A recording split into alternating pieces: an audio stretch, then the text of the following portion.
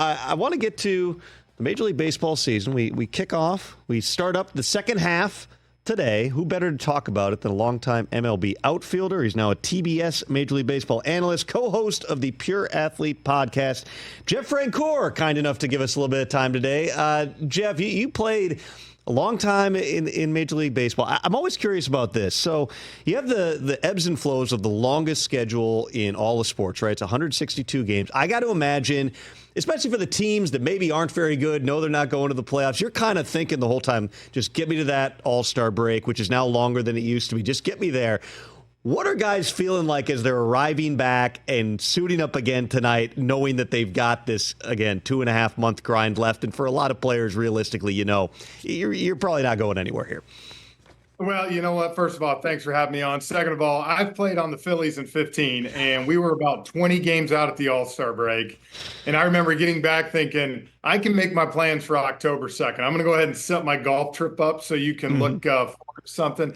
It's not a lot of fun, but at the same time, look, for the young guys, the guys trying to prove themselves, they have a lot to play for. But I think the cool thing, though, is with the extra wild card team now and having 6 teams, there's really only, if you look at it, 6 or 7 teams completely out of it right now. So I do think they've done a better job of keeping these teams in the race later. So when you look at, this All-Star game, I said it the other day, the next morning, if you told me it was going to be a Paul Skenes start and an Ohtani home run, I would have said that summarizes the state of baseball at this point. When you look at Skenes, I'm very curious, what stands out to you about him, and how and when does the game catch up to him? I'll be honest with you, poise for me is what's incredible. The only other guy I can remember looking that comfortable at a young age was Justin Verlander, man. He looked like he belonged the first start. He was out there. And I mean, you saw it, the moment was never too big for him. And the thing people forget is he does throw 101, but he has got unbelievable secondary stuff. And I think if he continues to throw that, he's going to be elite for a long time. But I agree. Everything was great about it except the uniforms, man. I still no. I know it's for kids. My 8-year-old loved the uniforms, and I'm like, man, those things were ugly. I have been a big proponent of going back to let the teams wear their uniforms that they were during the regular season. You and I are about the same age, so we grew up watching. And the special part of the All-Star game, besides the fact that pre-interleague play, this was the only time you would see Randy Johnson facing a John Kruk or whatever it might have been. But it was also seeing all those uniforms on the field, and the players would line up. I have like these vivid mind's eye memories of they introduced the players, and when it got to the guys from your team, I'd be like, yeah, it's Gary Gaetti, let's go. Yeah. You don't have that now. I understand there's a marketing aspect, and you're trying to sell the jerseys, but wear them in the BP, wear them in the home run derby, wear the regular uniforms in the game, man.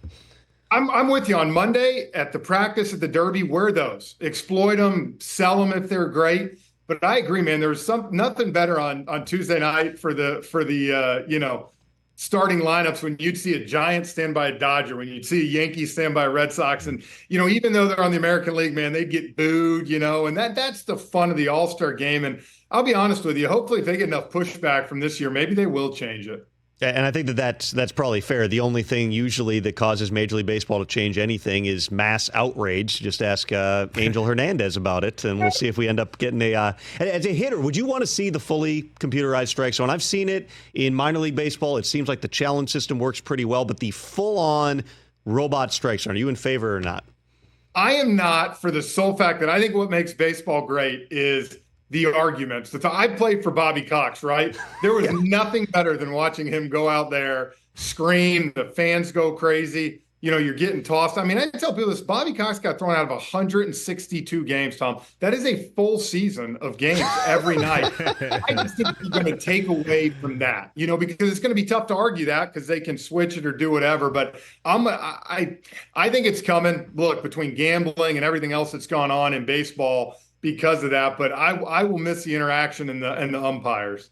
I think, though, the further we get in terms of the AI technology, like I have the vision that, Waymo can produce an actual robot who stands there. And if you can get far enough along, again, in terms of understanding the English language, they're going to have to teach the robot a lot of swear words. But you could eventually have somebody, you could argue with the robot. I think we're underselling the possibilities here of actually having, just it rolls out there. And when you need to get into it with them, you can do it. And then also you can take a baseball bat to them and you won't get in as much trouble.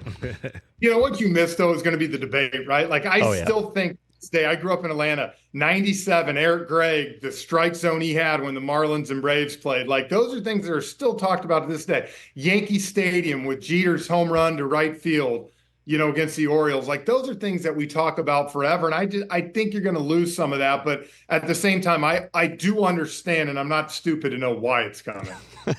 I mentioned the other day on the show that I went to Dodger Stadium for the first time a week ago and, went to a couple of games out there. It's an unbelievable environment. I've been in a lot of NFL stadiums that are of that same era, and it just seems like the job they've done modernizing Dodger Stadium, and it's still the walk up the hill and seeing it. It's such an amazing setting. And then you get in the ballpark, and the Ohtani effect is so prevalent, from everything from the jerseys you see walking around to the fact that I ordered sushi and ate it in a Major League ballpark for the first time ever. When you look at Ohtani, even setting aside the pitching aspect, because he's not doing that at this point, what's the closest comp you can think of to what we see on the field from Ohtani? I don't think there is one. I'll be honest with you. It's incredible watching him. Me and Brian Anderson did the Phillies-Dodgers 2 weeks ago, and we honestly had to get food delivered in because the line to eat from all the media there was so long you couldn't even get in to eat. But, for me, it's must-see TV. I mean, this guy's going to have a chance to win the National League MVP this year and be at least one of the top two, if not. And he hasn't even pitched. So, like I said, you might see a scenario where if he stays healthy pitching, he could win 4 or 5 MVPs in a row.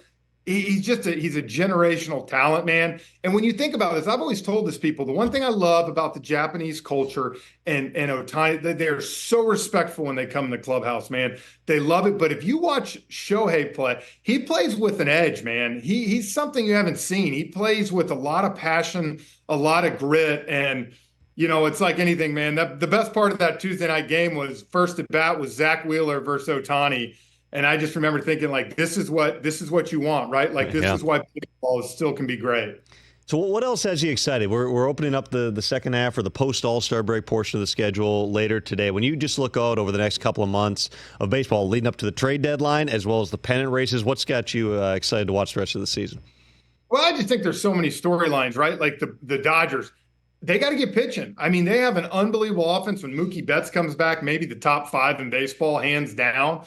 But between them, the Braves, the Brewers are starting to fade. Can anybody honestly match what the Phillies have? I think the Phillies are the most complete team in baseball. And then on the other side, I love it. We're doing the American League this year, with Baltimore and New York. I think it's going to be incredible run. And Boston, I think that's the biggest thing to look at. Boston is in a place that I don't necessarily think they thought they were going to be at, but you got to believe where they're at. John Henry is going to have to add to that team. Those fans have been waiting a few years now. They've kind of been irrelevant, and they have a chance. And then, of course, the Guardians, they just keep winning. They have some of the most underrated players in all of baseball. And what Stephen Vogt has been able to do there in his first year has been pretty darn impressive. Everybody always says baseball's better when the Yankees are good. I would argue baseball is best when the Yankees are good and then bad, which is what we've seen through the course of the season. When you have drama surrounding that team and people are trying to figure out, wait, the way they started and then how they played over the last month or so are so disparate. What's going on with the Yankees and how do they get the thing going the right direction? I think they will. Look, every team goes through little slumps throughout the year. But, I did that series 2 years ago, the ALCS, when Houston came in and swept them and embarrassed them. And then, of course, they missed the playoffs last year. And we've done quite a few Yankees games this year. And walking in, though, talking to Aaron Boone, those guys, it's a different feel in that clubhouse. When you bring Juan Soto in, who I think is probably the most complete hitter in all of baseball, you instantly make that lineup better. And, of course, what Judge has been able to do. The number one thing they're going to have to do, and I think Brian Cashman's going to do it, is get bullpen help. If they get bullpen, then to me, again, they match up with the Phillies maybe as the most complete team in baseball between starting pitching and, of course, offense. There's no better 2-3 in the game than Soto and Judge. So I think, but there's going to be a lot of pressure on Cashman to get some bullpen help because they need it. Who do you think is the most dangerous team? If there's one team you wouldn't want to see as we get down the stretch and into the playoffs, who is it? Seattle. If they add a bat or two, man, people forget out there. That's, it's like, remember when we were growing up, Sean Alexander had the most amazing year out there. No one ever really knew about it because they were in Seattle, and he was on the front of Madden the next year. But their pitching is as good as anybody. Their starting pitching is phenomenal. Their bullpen's great. If they add a bat or two at the deadline, I honestly thought Pete Alonso was going to be the guy that they go after. But now, if you're the Mets, right, you're in a wild card spot. No way can you afford to get him up. So that's what's going to be interesting at the trade deadline, too, because the amount of teams that are in it, not out of it. There's a small amount of guys that all these teams are going to be going for. Who are you going to give up and how much are you going to give up? Well, I think also when you're talking about trading to Pete Alonso, there's always the clubhouse dynamics too, right? I mean, we were just talking at the top of the segment about, if you're on a team that's bad, well, then if you compound that by, set aside Alonso for a second, because you said there's no reason for the Mets to trade at this point, but if you trade one of the core guys, basically your captains, I have to think that it's hard. You make things even harder on yourself when it comes to developing young players, trying to have some positivity down the stretch of the season if you make those types of moves. Yeah, and I agree, and especially right if you're the Mets, you're a large market team, man. Act like it. And so when you think about it with a guy like Alonso, what are you really going to get back for 2 or 3 months that's going to help you in the future? And I think for them, that's a big piece. And what are you showing your fans right now? I mean, that team has battle. Carlos Mendoza, let me tell you, that might be manager of the year for me if they make it, because what he's been able to kind of hold together up there in New York, all the criticism early, 0-5 start, struggling, he's done an unbelievable job. So I think that's one of those that they're going to keep on, and they could be a playoff team very easily. Jeff is also the co-host of the Pure Athlete podcast. Pure Athlete is a platform podcast that empowers parents, coaches, and the next generation of athletes to navigate the complex culture of youth sports. I watched a couple podcast clips this morning, Jeff, and it speaks to me as the father of 10 and 7-year-old girls, because they both play soccer, they do gymnastics, they do other activities. But I remember 3 years ago with my then 7-year-old, now 10-year-old, and it was already with her soccer club. It was about the competitive tryouts and are you going to go in that direction? And we, she's like, that sounds awesome. But then it turns out it's 4 to 5 days a week. There's cuts. Yep. There's the possibility you're paying a ton of money and your kid's not playing or not playing much. One of her best friends went out, made the team. 3 months later, had quit, and not only quit the competitive side, didn't want to play soccer ever again. It's a really tricky balance because on one hand, these are kids. They're in my case 10 and 7 years old. Why would you push them? On the flip side of it, there is this culture now where there's an immense pressure that, hey, if you're already behind, oh, you got a 7-year-old, she's not already, playing in the competitive hockey league. Well, she's never going to be able to play hockey. That is a hard thing on parents, especially if, like me, you have other things going on in your own life as well. You like your kids to do different activities, and there are limits of what you can actually accomplish. For sure. And I started this with 2 other guys, Britt Lee and Brad Williams. And the whole idea of this was giving parents places to go, a forum to talk about this, right? I don't think there's any perfect science to it. There's not a perfect answer to it. But I do know this, that, I have 4 kids, 10, 8, 5, and 3. And when I kind of got in this 2 years ago, I saw the pressures. I saw the thing. And at the end of the day, we're really doing this to 8-year-old kids, to 10-year-old kids. Now, look, I'm as competitive as anybody. And I coach a travel softball team. I tell them all the time, we go out there, we play to win. But I'm also not stupid. I want to develop these girls. I want to develop these young kids because ultimately, Tom, the great equalizer in this whole thing is puberty. You really don't know what you have till your kids go through puberty and come out the back end. We all know of instances where you played with that kid in 3rd grade who was bigger, faster, stronger than everybody. And by 8th grade, they were irrelevant. And so we want to give a forum to push multiple sports, continue to drive passion. We got a lot of studies, specialized sports at a young age. The injuries in these boys and girls is growing and growing by the number. And, the first question I ask parents, what do you want out of your youth sports journey for your kids? And to me, if it's, I want them to get a scholarship.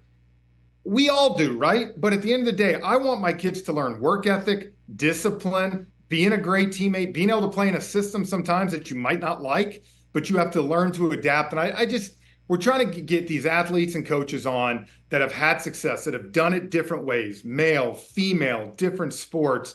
And it's been a lot of fun. And I know for me, I've learned a lot from coaching and from that's helped me become a better coach, a better dad.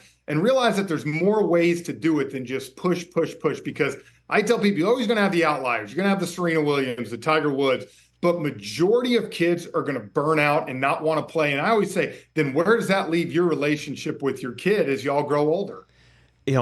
Whenever I start to think about, the idea that my kids can, man, should they be playing like the competitive sports and stuff? And then I'll take a step back and look out on the field, and you can go around and see every kid is doing some kid thing in a youth soccer game. You got the one kid who wants to play goalie, but they give up 6 goals in 3 minutes, and somehow they become entangled in the net, and they have to be have their cleats pulled out of the net. You got the kid doing cartwheels across the middle of the field. You got the kid who their parent is yelling at them what to do, and so they're just standing there with the ball, unable to throw it in because they're trying to listen to their parent and listen to the coach. It's it's the comedy of these are children, and yet somewhere there's a kid trying to be the next 14-year-old to play in MLS, which we got earlier today.